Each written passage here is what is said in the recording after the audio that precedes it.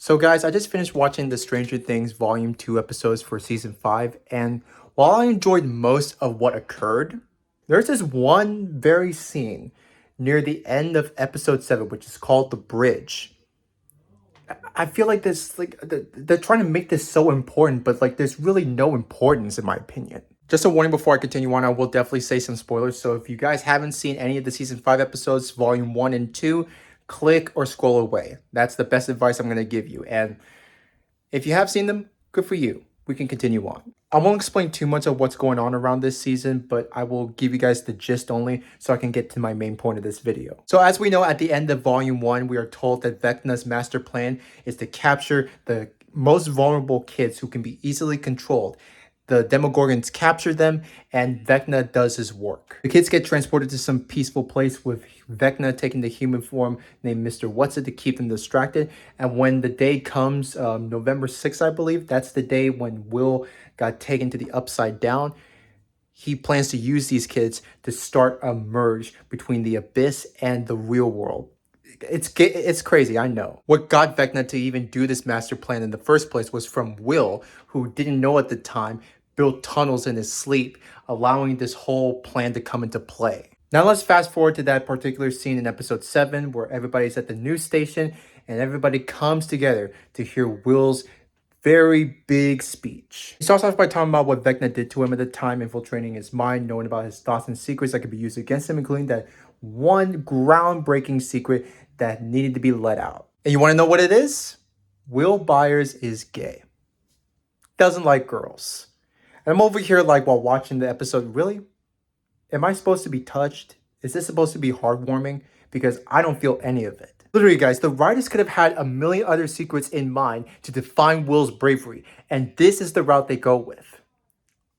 Are we supposed to care that much? Especially when plenty of the tension is built up and the culmination is near? This fucking disappoints me as a Stranger Things fan because I enjoy the show for its story, the lore, and the high stakes that are involved. That whole Will coming out part was completely unnecessary because it made most of its monologue feel so filler. Netflix is at it again with their stupid identity politics. They just couldn't help themselves, couldn't they? And by the way, 80s society back then, if I know so, even though I wasn't alive for the 80s, but I know, gayness wasn't much talked about compared to right now. The writers of this show right now are inaccurately imagining the 80s and how society would react to it back then.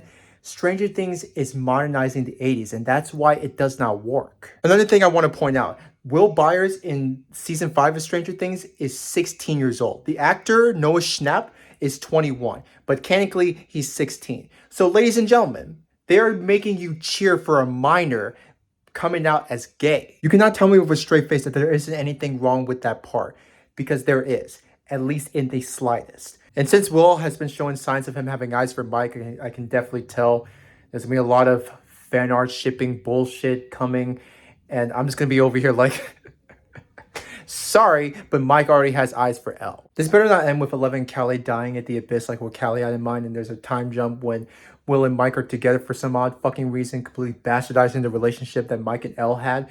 While my second half of the prediction feels unlikely, we don't know if the writers will hold back, so just putting it out there. It really sucks that boys can't be boys, show masculine traits, or have any vulnerabilities that people can get behind. Not this closeted gay boy story that 80s kids won't relate to. I perceive Will and Mike as best friends. Nothing more, nothing less. They didn't need to be romantic at all. Why can't we just have them like Steve and Dustin? Because they support each other, have each other's back through danger, and they have a special connection. Even those around the likable Eddie Munson, who unfortunately died too early. I just hope this coming out thing will just be water under the bridge and we can get to the good stuff, the very good stuff, with the gang fighting Vecna and trying to save Hawkins and the world from colliding into one. That is all I have to say. I know there's going to be some people that are watching my video that are not going to feel comfortable with what I have to say, but I don't care. I'm just expressing my opinion, getting my word out there, and that's it. I'm moving on. But you are free to share your thoughts in the comment section down below.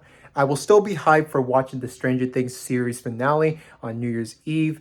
Well, I'm planning on watching it New Year's Day in the morning because I've got a very important Miami Hurricanes game to watch. Yes, we're still in the college football playoffs playing against Ohio State. We're highly unfavored, but all I got is hope. Anyways, like, subscribe to the channel if you're new, share this out with your friends and family. Merry late Christmas. I'm wishing you guys well for 2026 coming up, and peace out, guys. You have yourself a good one.